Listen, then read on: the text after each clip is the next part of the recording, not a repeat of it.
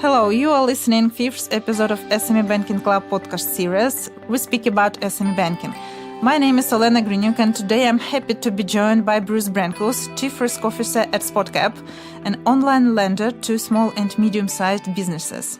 The company was founded in 2014 and is led by founder and CEO Dr. Jens Woloszczak. Spotcap now operates in 5 countries and has secured more than 65 million euros in funding. The business has enabled thousands of SMEs to innovate, remain competitive, and grow. Spotcap is backed by world-class investors including Rocket Internet, Access Industries, Holtzbrinck Ventures, Kreos Capital, Finstar Financial Group, and Heartland Bank.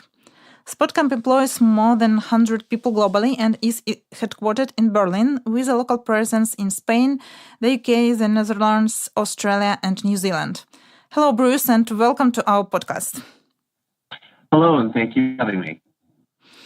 So during recent years, Spotcap entered 2 new markets, which are the UK and New Zealand.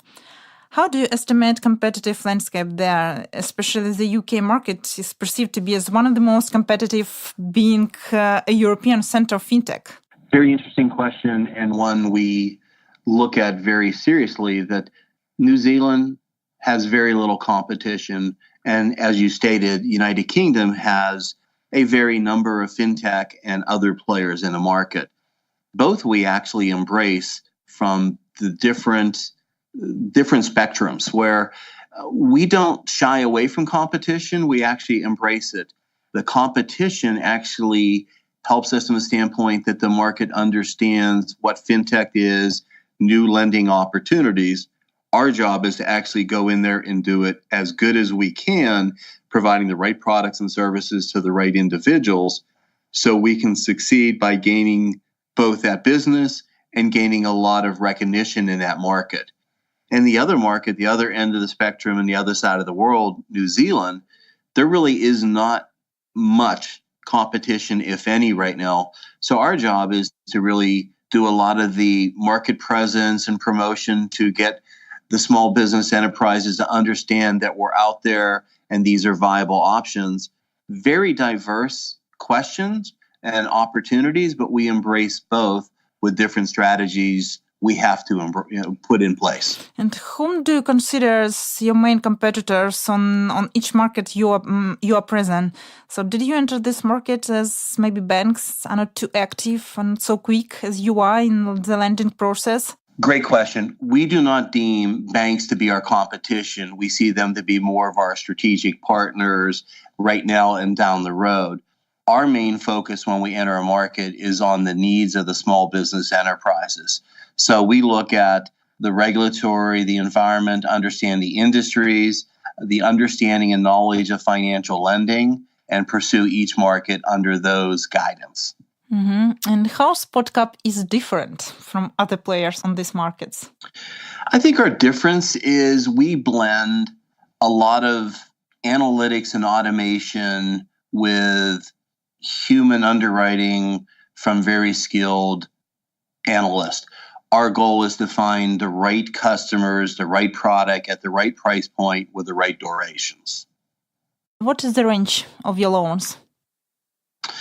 We start as low as 10,000 in local currency, whether that's euros, pounds, or Australian dollars, New Zealand dollars, etc.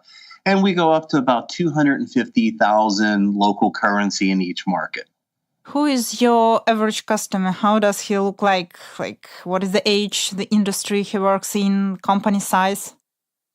Great question. First, there's a hodgepodge. There's a good look at everyone. But if you look at averages, we're probably looking at a business that's been in business 5 to 7 years, making revenues between 1 and 10 million a year.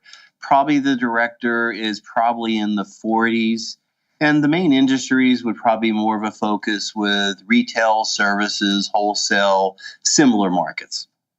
What is the average number of loans the customer can have with you? So do you practice to disburse, for example, more than one loan to the customer? And what is the maximum credit limit customer can have with you? Another great question. We provide line of credit. So we put that ownership of how the small business enterprise takes the money up to them. So what we do is provide a line of credit with a certain commitment period. So amount of time they can draw funds. We have clients, and by the way, we go up to 250,000. They may all take 250,000 in one lump, or they may take it in small components, or they can do it a bunch of different ways. We leave that up to them based on their needs. Okay. Okay, and coming back to your risk model and lending process. So how does it looks? Does it look like inside the Spotcap? So it takes maximum 24 hours to make a decision, right? So how it goes from the step of receiving applications from the customer till loan disbursement? Correct. We provide 24-hour turnaround from the point we have all the documentation we require, which is called a submitted application. Then it becomes a qualitative and quantitative undertaking where our risk models, that's plural, we have multiple models, provide back understanding on decisions such as what credit grade, what risk-based pricing, how much of a line of credit should we be giving, and it provides all the recommendations on final decisions along with conditions on that loan that may need to be cleared. So that's where the human underwriter comes in. We use a lot of our advanced platform to do a lot of the pre-work, make pre-decisions, but let our very smart, qualified underwriters take it from there to look at other aspects that we see, because no model can cover every aspect of a lending opportunity for somebody wanting 100,000 plus euros, pounds, Aussie dollars. So it takes to look at a lot of other events. What we do, instead of having everybody look at many different things, the models help them pinpoint the areas they need to look at, clear, and make a final decision on. So actually, this was my next question. So what's the manual, the human input into your credit underwriting process? The human part is to take those components, and our platform is set up for them to do different visualizations. So let's give you a couple examples to help you out. If we have a very small ticket, say 25,000 in local currency, the automation and the tools may take it all the way to a final decision where an underwriter only has to validate and verify, almost like a quality control check. Versus on bigger deals, what happens is the models will provide the output and recommendations, but it'll also provide, kind of think of it like red light, yellow light, green light. It'll start putting occurrences out there of things that need to be checked that do not either look right or need to be verified and validated. So the underwriter is given a mission to stay on a specific plan to clear those items, to understand the entire process and application, to make a final decision where the underwriter has the ability to override final decisions based on qualifying information. And we have very sound logic and backup, where we call it 4 eyes, where most of our applications above a delegated authority need to be signed off by a second level authority. Okay, and tell us then a little bit more about your technical part of the process. So how do you use or utilize machine learning within underwriting and the whole risk assessment process? We utilize machine learning more from what we call an R&D in a laboratory environment. We have something we entitle Spotcap Labs, where we take our decision scientists with a lot of our tools, and we're always trying to beat the model in production, number one.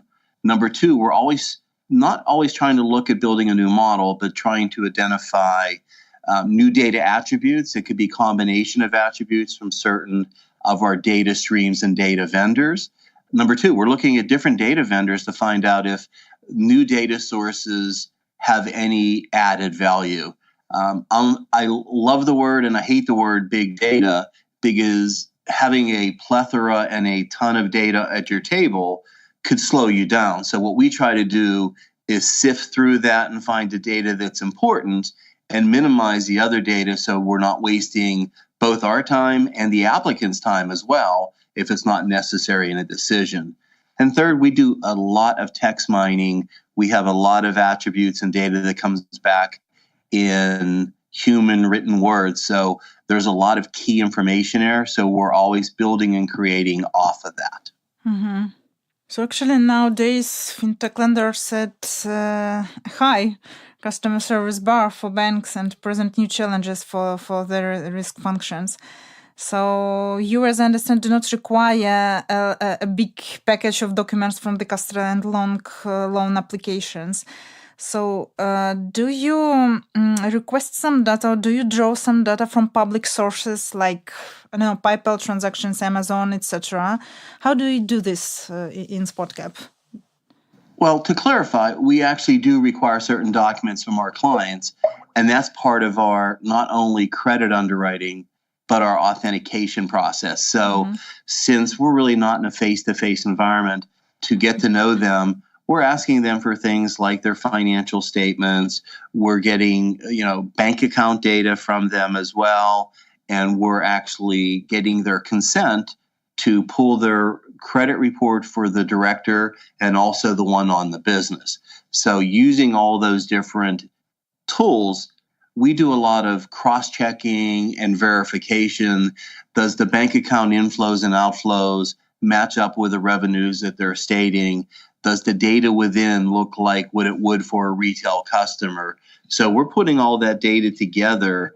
So we are scraping a lot with our robots and putting that data in a format where it's as easy and user-friendly on our small business applicants as possible, then using that information to make an informed decision after we know the customer, or the KYC, know your customer, make sure we have the right business, the right owners or directors of it who can provide the application. And we have vetted and verified that is a legitimate business, has an active business license, and have even looked at all the directors to make sure no problems in either this organization or other organizations they're tied to. Yes. So many of these digital and technological innovations can reduce risk costs and bring a competitive advantage into the lending process. However, they may also expose institutions like banks and fintechs to unexpected risks, like cybersecurity risk and general data privacy and protection, and maybe more risk for fraud due to no face-to-face communication with the customer, and the tendency of minimizing the data application process, model risk, which means that banks increase dependence on their business modeling, which requires that risk managers understand and manage model risk better, because the consequences of errors in that model can be extreme.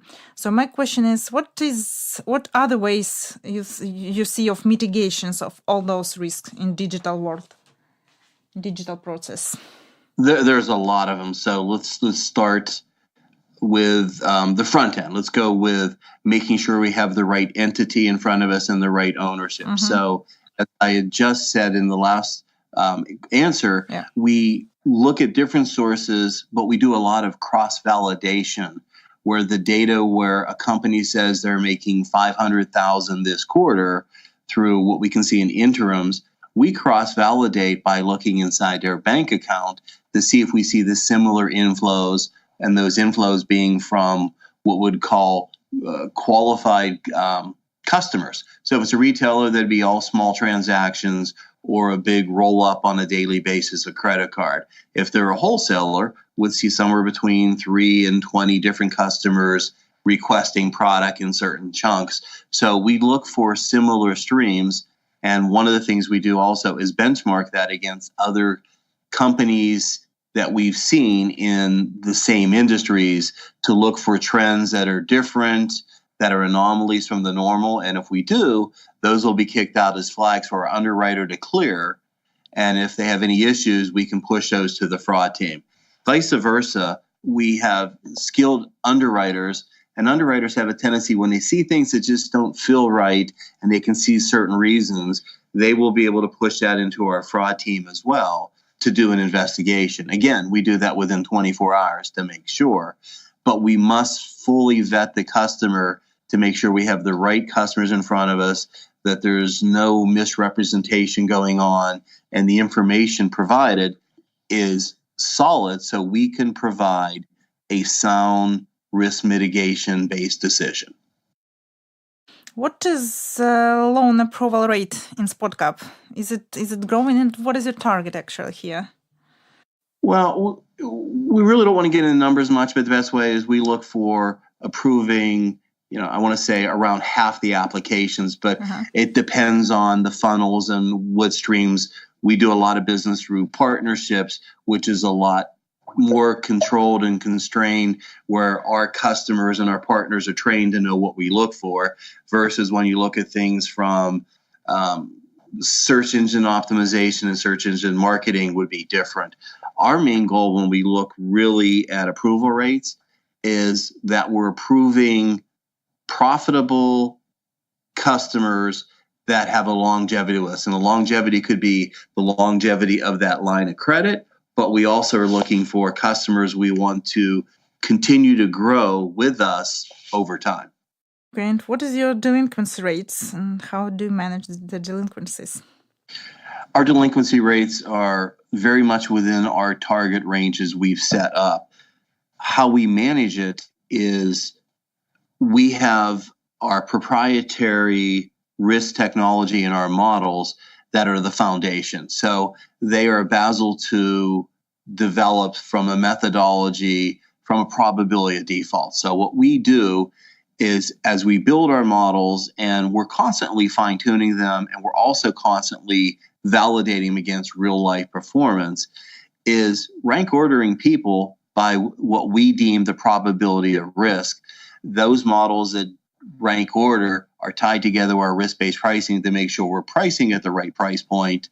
And as well, our line of credit models, or how much we'll provide to the small business, is tied to models that will make sure that we're setting them with funds at the right duration that they can pay back without any hardship. Bruce, what is your everyday job looks like? What takes your maximum involvement at the very moment? Everything? Is that a good answer? Yes. The best way to put it is my day starts early in Berlin, since Australia and New Zealand are on the other side of the world in a different time zone. That day is being done. So I get involved with some of the final decisions on larger tickets and communication with the team. Then the European day starts. So a lot of interaction with the underwriters to make sure we're learning from it. The underwriters make final decisions. I will sign off on bigger deals. But most of it is really getting involved with, the items around the risk management daily activities. How's the portfolio performing? What's going on? What's working? What's not working? Analyzing that, working with the decision science and the modeling team in trying to find new techniques, develop new models, to work things all the way through. And the normal strategic things too, from pricing, investor items. We have a lot of investors, and what I call platform evolution. So we're always trying to make our models work more efficiently with our underwriters by providing the right points back and visualization so the underwriter can make quicker, smarter, more informed decisions. Mm-hmm. What are your plans for this year? Pretty straightforward. Smart, profitable growth, smart, profitable learning in each of our countries. Our goal is to put into action to keep the business we're putting on the book to be profitable, number one. Number two, we're always interrogating and trying to find better ways to do that. So it's a continuous art. Bruce, what is your personal source of inspiration for doing a better job? So which country do you see as an example, or maybe some particular companies and their models are inspiring you? Okay. First would be, I love the phrase CANI, continuous and never-ending improvement. I've been using it for years. It's important because in this industry, you always have to continue learning because the environment, the small businesses change, the economics change. You always have to be looking forward. And as a risk person, you have to be very balanced to understand. It's easy to turn risk off and get zero losses, but that means you're putting zero on the books, and that doesn't work. So my philosophy is always finding the right balance between profitability. So once we put a model in play, we celebrate as a team, we high five, we cheer. Then 5 minutes later, I'm trying to get the team to beat the model that's already gone into play. We do a lot of advanced analytics, but the philosophy I've always had is kind of what Confucius says. It's really to put things in action. So to learn and not use is to not really learn in the first place. So we do try new things. And as we're looking at different technologies and things such as random forests, deep neurals, a lot of different techniques, we want to make sure that we don't end up in what I call analysis paralysis. We find things that make sense and put them in action. And if there are certain things that don't work, we move forward and look at other things. The companies that I have been looking at and my teams look at, because it's important to look at technologies in our industry and others, the ones that are most fascinating to us that we observe are really in other industries that are using the technologies and decision sciences in different ways. So medical research that's doing a lot of anomaly detection is one that we do a lot of looking at. Sensory type of models that is being used in driverless cars by Uber and Google, et cetera, are ones we're looking at to understand. And then facial recognition is a huge one we're seeing in security and identification. Those may not be used directly today in our industry, but we know they will in some manner down the road. Our job is to look at those and find out how, and see if our team can find some of those earlier paths to success. Bruce, thank you very much for this conversation today. Oh, you're welcome. Thank you very much.